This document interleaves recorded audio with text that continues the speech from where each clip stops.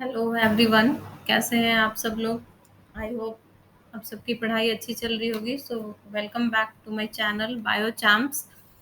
सो आज की क्लास में हम पढ़ेंगे एनिमल फिजियोलॉजी एंडोक्राइनोलॉजी का नेक्स्ट पार्ट जो है हमारे इस क्लास में। मैं ADH which is also called vasopressin, मैं एडीएच आज कवर करूंगी। तो सबसे पहले हम देखेंगे व्हाट इज एडीएच। तो एडीएच का जैसा कि यहाँ पे मैंने लिखा हुआ है, यहाँ इसका फुल फॉर्म है आपका एंटी डाययूरेटिक हार्मोन। ठीक है। सो इसका मतलब क्या हुआ? एंटी डाययूरेटिक हार्मोन मतलब कि diuresis, there is a term diuresis. ठीक है। डायूरेसिस मीन्स कि जो है आपका loss of water through urine. Okay, उसे हम कहेंगे डायूरेसिस। ओके। तो ये हार्मोन क्या कह रहा है कि ये एंटी डायूरेटिक है इन नेचर। तो ये डायूरेसिस को कम करेगा, ये loss of water through urine ये क्या करेगा, रिड्यूस करेगा। तो इसलिए इसका नाम है एंटी डायूरेटिक हार्मोन। आप समझ गए होंगे इसका नाम जो है, ये सेल्फ एक्सप्लेनेटरी है। आप इसके नेम से ही इसका नेचर का पता कर सकते हैं। It is also called vasopressin. ठीक है। वैसोप्रेसिन क्यों कहते हैं? क्योंकि ये वैसो कॉन्स्ट्रिक्टर भी है। Vaso constrictor. ओके, मीन्स कि जो ब्लड वेसल है, अगर कोई भी ब्लड वेसल है उसको एक होता है डायलेशन और एक होता है कॉन्स्ट्रिक्शन। तो ये डायलेशन मतलब कि ब्लड वेसल का जो नॉर्मल डायमीटर है उससे थोड़ा डायलेट कर देना। ठीक है। और कॉन्स्ट्रिक्टर मतलब कि जो भी ब्लड वेसल का नॉर्मल जो डायमीटर है उससे जो है कॉन्स्ट्रिक्ट कर देना। ठीक है, कम कर देना। तो ये आपका एडीएच जो है वो वासो कॉन्स्ट्रिक्टर भी है और ये एंटी डायूरेटिक है। ठीक है। तो ये इसका नाम वैसोप्रेसिन इसलिए है क्योंकि ये कुछ हमेशा ही ये वासोकंस्ट्रिक्टर की तरह एक्ट नहीं करता है। कुछ in some certain condition like excessive blood loss, अगर एक्सेसिव ब्लड लॉस हो जाता है किसी भी पर्सन का,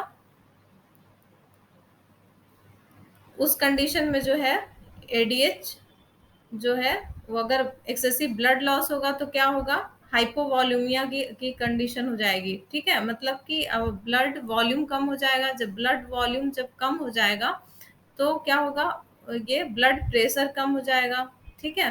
तो उस कंडीशन में जो है आप ये वासोकॉन्स्ट्रिक्टर की तरह काम करता है और ये रिलीज होता है ब्लड में, अपने रिसेप्टर से बाइंड करता है और स्मूथ मसल कॉन्ट्रैक्शन करता है। और ये जो है वासो कॉन्स्ट्रिक्टर की तरह काम करके ये ब्लड प्रेशर को बढ़ाता है। ठीक है, क्योंकि उसकी ब्लड प्रेशर इंक्रीज होने की नीड है उस टाइम पे, इन एक्सेसिव ब्लड लॉस। तो ये इस तरीके से एज ए वैसोप्रेसिन ये काम करता है। Among human it is called arginine vasopressin, मतलब इसे अमंग ह्यूमन जो है एवीपी भी कहते हैं, क्योंकि ये आर्जिनिन अमाइनो एसिड से बना होता है, इसलिए इसको आर्जिनिन वैसोप्रेसिन भी कहते हैं। तो vasopressin promotes renal water reabsorption. अब हम एडीएच को ही यहाँ पे जो है वैसोप्रेसिन कह रहे हैं। So actually ADH promotes renal water reabsorption, जो मैंने आपको बोला रेनल वाटर जो है, ठीक है, रेनल वाटर जो भी आपका यूरिनेशन के लिए जो यहाँ पे वाटर है किडनी में, नेफ्रॉन में, तो वो रेनल वाटर को क्या करेगा, ये रीअब्जॉर्ब करने का काम करता है by decreasing excretion of free water. यहाँ पे जो भी आपका यूरिनेशन के टाइम पे जो है, ये अगर नेफ्रॉन का स्ट्रक्चर है, आप मान लो दिस इज व्हाट नेफ्रॉन। ठीक है।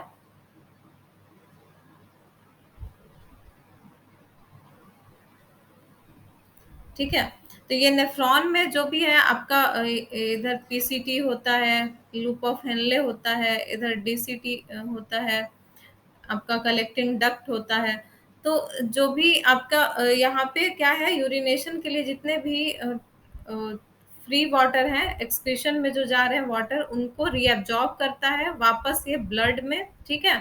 ये क्या है आपका ब्लड, तो ब्लड में वापस से रीअब्जॉर्प्शन करता है of by decreasing excretion of free water. So it dilute plasma and lower blood osmolarity. ये आगे हम समझेंगे डिटेल में कि ये कैसे ब्लड की ऑस्मोलैरिटी अगर हाई हो जाती है तब ये सेंस होता है और उसके बाद एडीएच जो है रिलीज होता है और हाई ब्लड ऑस्मोलैरिटी को लो ब्लड ऑस्मोलैरिटी में चेंज करता है। मीन्स कि अगर ब्लड की ऑस्मोलैरिटी लो हो जाएगी तो इट मीन्स कि ये प्लाज्मा डाइल्यूट हो रहा है। So it dilute plasma and lower blood osmolarity. Next point क्या है, ADH and oxytocin both are, इसके अब नेचर हम देखेंगे कि एडीएच और ऑक्सीटोसिन दोनों ही जो है वो 9 अमाइनो एसिड लॉन्ग पेप्टाइड है।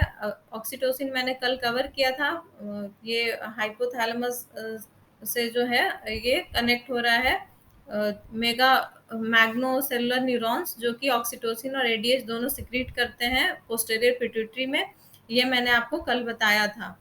तो यहाँ पे क्या है कि ये दोनों अमाइनो एसिड का नेचर जो है, सॉरी दोनों न्यूरोपेप्टाइड का नेचर जो है वो सेम है। 9 अमाइनो एसिड लॉन्ग पेप्टाइड है ये, बट इनके डिफरेंट ये कैसे हैं एक दूसरे से, difference at only third and eighth position, ठीक है। 9 अमाइनो एसिड में थर्ड एंड एट्थ पोजीशन पे सिर्फ डिफरेंस है, जिसकी वजह से ये एडीएच का नेचर है और ये ऑक्सीटोसिन है, ठीक है। The synthesis of ADH occurs in the hypothalamus, और यहाँ पे जो है ये सेंटेंस थोड़ा सा गड़बड़ है।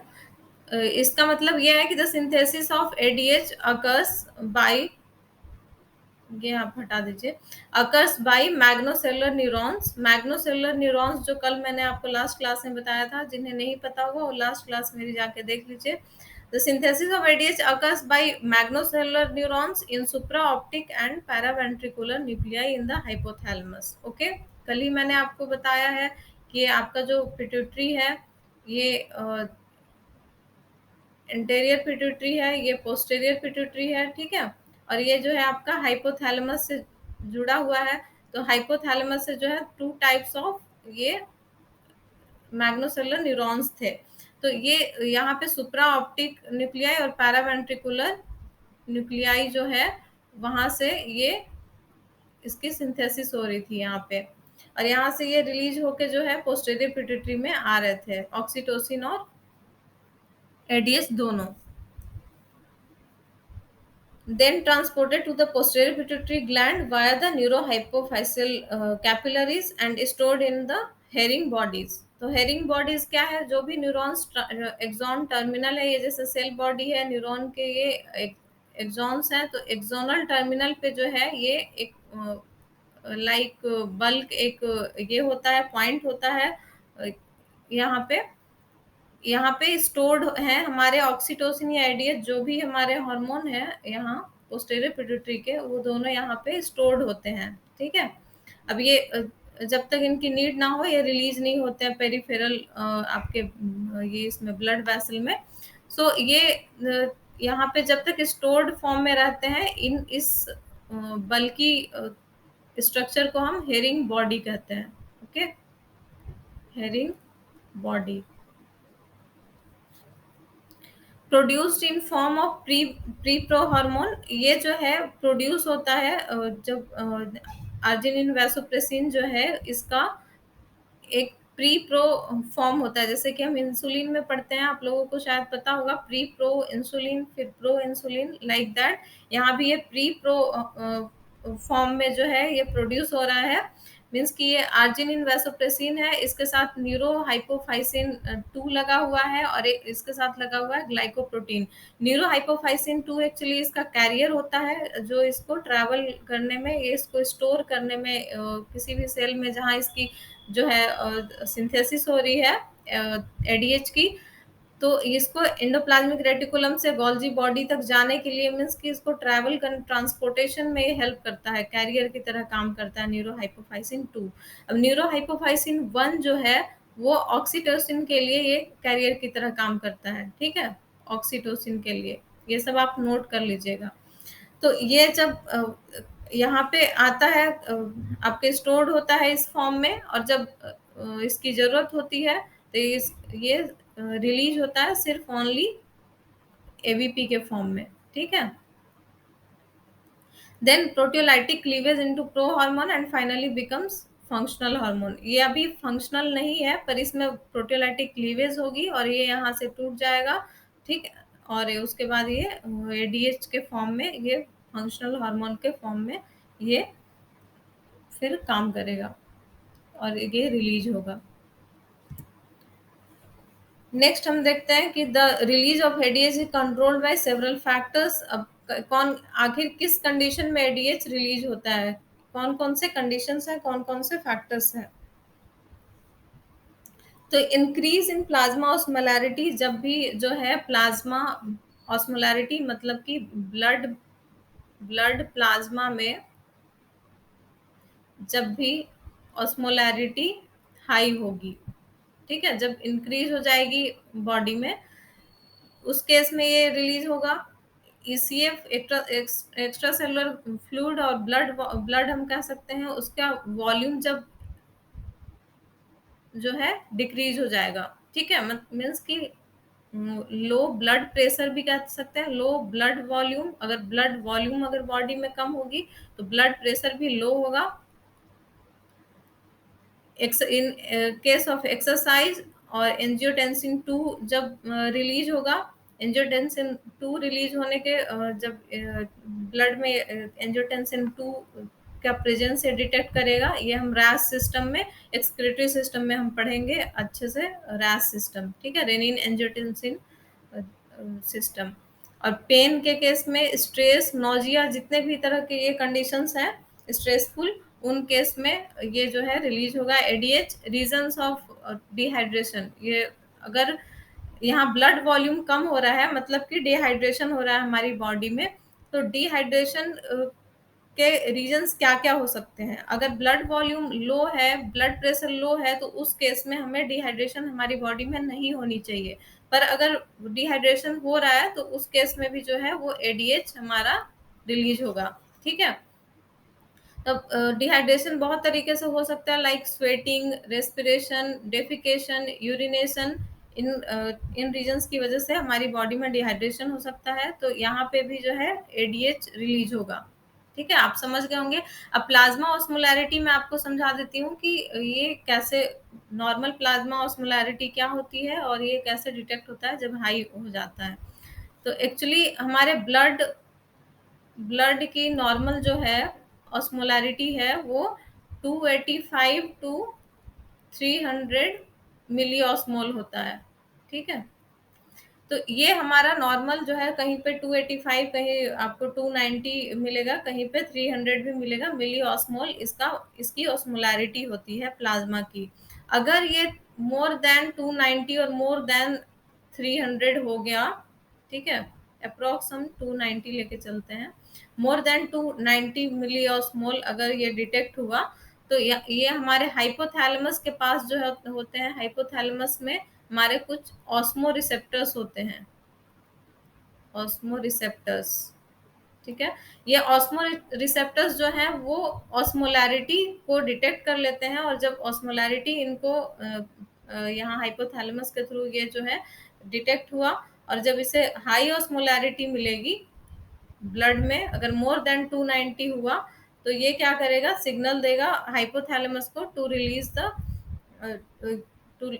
The ADH. आप लोग बिल्कुल कंसंट्रेट करके और ध्यान से सुनिएगा और नोट भी करते जाइएगा। ठीक है, आपको बहुत अच्छे से समझ आ जाएगा। तो ये जो है एडीएच रिलीज हुआ, हमारे ब्लड में आएगा, और ब्लड वॉल्यूम भी अगर कम होगा, ब्लड प्रेशर कम होगा, उस केस में भी ये डिटेक्ट करेगा और एडीएच रिलीज करेगा। तो ये सारे कंडीशंस और फैक्टर्स हो गए जब एडीएच हमारी बॉडी में रिलीज हो रहा है। अब एडीएच के रिसेप्टर्स कहाँ कहाँ प्रेजेंट होते हैं, एक्चुअली ये सीसीटी और एमसीटी पे भी प्रेजेंट होते हैं, पर डीसीटी और कलेक्टिंग डक्ट में काफी ज्यादा प्रेजेंट होते हैं। ठीक है। Many types of ADH receptor many types of ADH receptors होते हैं। अब एडीएच के रिसेप्टर जहाँ प्रेजेंट होंगे, एडीएच वहीं आके बाइंड करेगा। यहाँ पे तो प्रेजेंट होते ही हैं, ब्लड वेसल पे भी, जो मैंने आपको वैसो कंस्ट्रिक्शन का इसका काम बताया था, तो ये ब्लड वेसल पे भी इसके रिसेप्टर्स प्रेजेंट होते हैं। ओके, पर ये जो है रिसेप्टर्स वो हमेशा जो है एडीएच यहाँ पे नहीं बाइंड करता है। जब बहुत ज़्यादा लो ब्लड प्रेशर हो जाता है, उस कंडीशन में यहाँ एडीएच बाइंड करता है to perform its action, its function. So many types of ADH receptor is there. V1AR, V1A type receptor present on vascular smooth muscle, ठीक है, जो कि मैं आपको बता रही वैसो कंस्ट्रिक्शन के टाइम पे यहाँ पे बाइंड करता है स्मूथ मसल्स पे। एंड V1B रिसेप्टर, और इसको हम V3 रिसेप्टर भी कहते हैं, जो कि हाइपोथैलेमस पे प्रेजेंट होता है। V2 रिसेप्टर, जो V2 टाइप है एडीएच का, वो आपका मेनली जो है नेफ्रॉन में प्रेजेंट होता है, DCT, CCT, MCT, CD, collecting duct. अब ये एक हमारा सिंथेटिक एगोनिस्ट भी है एडीएच का, जिसको हम वैसोप्रेसिन से आप याद रख सकते हैं इसको, डेस्मोप्रेसिन। ओके, अब एडीएच से रिलेटेड डिसऑर्डर क्या है, हम अभी नेक्स्ट स्लाइड में जो है पूरा मैकेनिज्म पढ़ेंगे कि ये कैसे काम करता है। तब तक हम यहाँ पे पॉइंट्स देख लेते हैं। डिसऑर्डर्स इससे रिलेटेड कौन कौन से हैं? In case of diabetes insipidus, जो है डायबिटीज इंसिपिडस के केस में जो है एडीएच का लेवल कम हो जाता है, काफी ज्यादा। एडीएच का लेवल कम होने की वजह से अब यहाँ पे वाटर रीअब्जॉर्प्शन होता नहीं है, तो ये क्या होगा, लीड्स टू पॉलीयूरिया, मीन्स की फ्रीक्वेंट, वेरी फ्रीक्वेंट यूरिनेशन। ठीक है,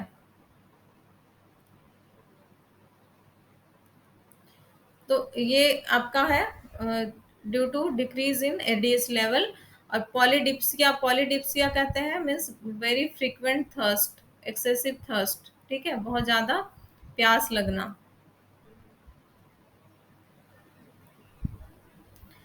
एक और आपका ये रीजन क्या है डिक्रीज इन एडीएच सिक्रीशन? एक तो आपका डायबिटीज इंसिपिडस के केस में हो गया, और एडीएच के लेवल वैसे बहुत ज़्यादा डिक्रीज होने से ही डायबिटीज इंसिपिडस भी हो जाता है। और excessive alcohol tea and coffee intake leads to decrease in ADH secretion. ठीक है, तो एक्सेसिव जो भी alcohol tea and coffee intake करते होंगे, तो उस केस में भी एडीएच का सिक्रेशन काफी लो हो जाता है। आई होप आप सबको अच्छे से क्लियर बिल्कुल समझ आ रहा होगा। अब यहाँ पे है मैकेनिज्म कि कैसे ये जो है काम करता है। तो सबसे पहले ये जो स्ट्रक्चर है उसमें मैं, ये बहुत ही इजी है, आप स्टेप बाय स्टेप समझ जाएंगे। और ये आप बिल्कुल मैंने जो है अपने खुद से जो है नोट्स बनाया है यहाँ पे आपके लिए, बिल्कुल अच्छा ये फ्लो डायग्राम है, तो आपको ये बहुत आसानी होगी समझने में। तो ये है आपका principal cell. Okay, principal cell है, ये कहाँ पे प्रेजेंट होता है? आपकी किडनी में, नेफ्रॉन में प्रेजेंट होता है। तो और ये प्रिंसिपल सेल आपका डीसीटी, कलेक्टिंग डक्ट पे प्रेजेंट होता है। ठीक है, ये सीसीटी पे भी प्रेजेंट होता है। तो इसलिए हम कहते हैं कि एडीएच का रिसेप्टर जो है CCT, MCT, DCT, collecting duct में सब सारे जगह प्रेजेंट है। इधर मेनली जो है वो रीअब्जॉर्प्शन जो है वो ज़्यादा डीसीटी और कलेक्टिंग डक्ट में होता है। तो ये प्रिंसिपल सेल्स जो है, अब यहाँ पे ये मैं आपको बताती हूँ, ये इसका ल्यूमिनल साइड है। ओके, ल्यूमिनल सरफेस बोलेंगे इसे, या एपिकल सरफेस भी बोल सकते हैं। ये आपका बेसल सरफेस है। बेसल सरफेस कौन सा है और ल्यूमिनल और एपिकल सरफेस कौन सा है? तो बेसल सरफेस को याद रखने के लिए आप याद रख सकते हैं कि इधर जो है, जो इसका बेसल सरफेस है, उधर ब्लड वेसल्स होते हैं। ठीक है, ब्लड वेसल्स की साइड में ये बेसल सरफेस है। और ये आपका ल्यूमिनल से आपको पता होगा कि ये क्या है, नेफ्रॉन का ल्यूमेन है। ठीक है, ये ल्यूमेन है। तो ल्यूमिनल सरफेस पे ही ये प्रिंसिपल सेल्स, यहाँ पे प्रिंसिपल सेल प्रेजेंट है। ये नेफ्रॉन का प्रिंसिपल सेल है। ठीक है, डीसीटी कलेक्टिंग डक्ट का। तो ये सेल क्या करेगा, यहाँ पे ये जो है एवीपी यहाँ पे आया, अगर ब्लड में मान लीजिए आप एवीपी का सिक्रेशन हुआ, तो एवीपी क्या करेगा, यहाँ पे प्रिंसिपल सेल के बेसल सरफेस पे V2 रिसेप्टर प्रेजेंट होता है, जो मैंने अभी आपको लास्ट बताया कि एडीएच का अपने V2 रिसेप्टर से बाइंड करेगा। तो यहाँ पे जो है बेसल सरफेस पे प्रिंसिपल सेल के V2 रिसेप्टर है, ये ब्लड से आया, यहाँ पे ये बाइंड करेगा, ठीक है। बाइंड करने के बाद ये जो है यहाँ पे ये एडिनाइल साइक्लेज को एक्टिवेट करेगा, ADH bind to V2 receptor on basal surface of kidney principal cells, okay, leads to the activation of adenylate cyclase. अब यहाँ पे जो है सेल सिग्नलिंग का मैकेनिज्म यहाँ पे एक्टिवेट होगा, तो ये क्या करेगा, एक्टिवेट करेगा एडिनाइलेट साइक्लेज को जब अपने रिसेप्टर पे बाइंड करेगा, ठीक है। आपने पढ़ा होगा जीपीसीआर जो है मैकेनिज्म सेल सिग्नलिंग। तो यहाँ पे क्या leads to activation of adenylate cyclase, ठीक है। अभी ये एडिनाइलेट साइक्लेज पे बाइंड करने के बाद क्या हुआ, यहाँ पे ये साइक्लिक एमपी जो है ATP2 साइक्लिक एमपी यहाँ पे बन रहा है, और काफी ज्यादा leads to increase in the secondary messenger cyclic AMP, ये काफी ज्यादा इंक्रीज हो गया साइक्लिक एमपी में। और जब साइक्लिक एमपी क्या करेगा, एक्टिवेट करेगा, ये फॉस्फोराइलेट करेगा प्रोटीन काइनेज ए को, पीके को। आपने ये मैकेनिज्म आई थिंक पढ़ा होगा, नहीं पढ़ा होगा तो मैं आपको आगे पढ़ाऊंगी। So cyclic AMP activates protein kinase A, a phosphorylating enzyme that initiates an intracellular phosphorylation cascade। तो साइक्लिक एमपी जो है एक्टिवेट कर रहा है पीके को, और पीके काफी सारे जो कैस्केड, कहने का मतलब बहुत सारे यहाँ पे और भी ट्रांसक्रिप्शन फैक्टर्स होंगे, और भी यहाँ पे ये इंट्रासेलुलर प्रोटीन्स होंगे जिनको ये फॉस्फोराइलेट करेगा प्रोटीन काइनेज है, और क्योंकि ये काइनेज है बाय नेचर तो ये फॉस्फोराइलेशन ही करेगा, ठीक है। और यहाँ पे कैस्केड चलेगा उसका फॉस्फोराइलेशन का, अल्टीमेटली इंट्रासेलुलर एक्वापोरिन 2 अब यहाँ पे क्या करेगा, आपके न्यूक्लियस में ये एक्टिवेट करेगा, न्यूक्लियस में प्रेजेंट सर्टेन ट्रांसक्रिप्शन फैक्टर्स को, ठीक है। यहाँ पे आप देख रहे हैं क्रेब और AP1, ये सारे ट्रांसक्रिप्शन फैक्टर्स हैं। ये क्या करेंगे, ये जो है सिंथेसिस करेंगे यहाँ पे एक्वापोरिन 2 चैनल का वेसाइकल के लिए। अल्टीमेटली इंट्रासेलुलर एक्वापोरिन 2 जो है, aquaporin 2 storage vesicles are phosphorylated, यहाँ पे वेसाइकल्स जो हैं स्टोरेज वेसाइकल जो है एक्वापोरिन 2 के, वो फॉस्फोराइलेट होंगे, which promotes their movement and insertion. अब यहाँ पे क्या होगा, जब ये फॉस्फोराइलेट होंगे वेसाइकल्स, उनमें एक्वापोरिन 2, ये जो blue blue dotted blue dot है आपका, वो एक्वापोरिन 2 है, ठीक है। अब ये सारे वेसाइकल, यहाँ पे वेसाइकल की फॉर्मेशन हो रही है, और ये वेसाइकल में पैक हो रहे हैं एक्वापोरिन 2, और ये इनकी मूवमेंट भी ये यहाँ से जो है लीड होगा मूवमेंट भी, और इंसर्शन भी जो है एपिकल और ल्यूमिनल सरफेस पे इसका यहाँ से फंक्शन परफॉर्म हो रहा है। So ultimately, intracellular aquaporin 2 storage vesicles are phosphorylated, and which promotes their movement and insertion into the luminal और apical membrane। यहाँ पे क्या होगा, जब ये फ्यूज करेगा एपिकल और ल्यूमिनल मेम्ब्रेन से, तो बहुत सारे जो हैं आपके एक्वापोरिन 2 यहाँ पे ल्यूमेन पे सरफेस पे प्रेजेंट हो जाएंगे, अपीयर होने लग जाएंगे। So aquaporin 2 is a water channel that allow water, aqua से आपको समझ आ रहा होगा कि एक्वापोरिन 2 जो है वो वाटर चैनल है that allows water to move passively into the cell, ठीक है। तो ये सेल में क्या होगा, यहाँ से ये जो है मूव करने लग जाएगा वाटर।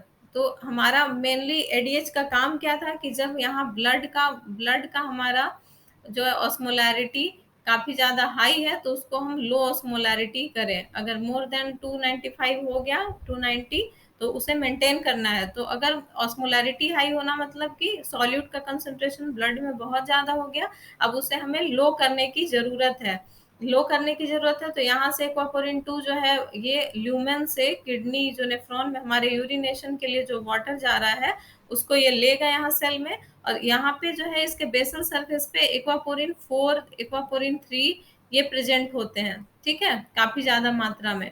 तो ये एक्वापोरिन 4 जो है, अब यहाँ से जो वाटर आ रहा है प्रिंसिपल सेल में, ये ब्लड में ये यहाँ पे भेजेगा वाटर को, ठीक है, वाटर इनटेक कराएगा। तो हमारे क्या होगी, जो हाई सॉल्यूट कंसंट्रेशन है ब्लड में, वो क्या हो जाएगा, सॉल्यूट का कंसंट्रेशन डाउन हो जाएगा इन कंपैरिजन टू सॉल्वेंट। तो यहाँ पे ऑस्मोलैरिटी भी लो हो जाएगी, ब्लड वॉल्यूम बढ़ जाएगा, ठीक है, और हमारा जो भी ये है मकसद है वो फुलफिल हो जाएगा। ओके, सो आई होप आप सबको समझ आया होगा बहुत अच्छे से। अगर नहीं समझ आया होगा, कहीं पे कंफ्यूजन है या कुछ भी है, तो आप मुझे बोल सकते हैं, मैं फिर से समझा सकती हूँ। आप 2 बार 3 बार वीडियो देख लीजिए। I hope and I am sure कि समझ आ जाएगा। और बाकी आप कमेंट सेक्शन में मुझे कमेंट कर सकते हैं जो चीज़ें समझ नहीं आई हो। So please like share and subscribe my channel. अपने फ्रेंड्स के साथ आप शेयर कीजिए, जो भी बायो के स्टूडेंट होंगे, प्लस टू में अभी बायोलॉजी पढ़ रहे होंगे, ग्रेजुएशन में पढ़ रहे होंगे, पोस्ट ग्रेजुएशन में या पीएचडी, सबको ही ये चीज़ें जाननी चाहिए और सबके लिए हेल्पफुल होगी। और मैंने जैसा कि बताया कि कॉम्पिटिटिव एग्जाम्स के लिए मैं यहाँ पे पढ़ाती हूँ, तो आप लोग के लिए बहुत हेल्पफुल होगा। Thank you so much.